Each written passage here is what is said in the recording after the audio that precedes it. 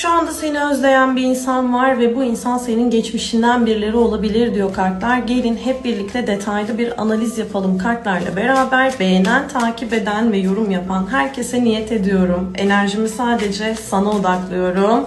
3 arkadaşına bu kolektifi yollamayı unutma derim. Enerjiyi güzelce mühürlemiş olursun.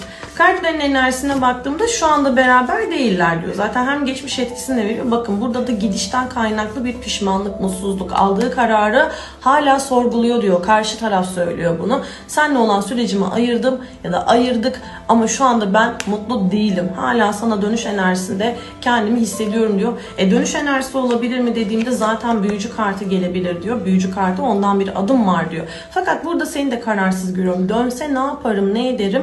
Bu enerjidesin şu anda. O da zaten senin kararlarını çok kafasında tartamıyor diyor. Burada bir 10 günlük süreç görüyorum. 10 günlük sürece dikkat et diyor.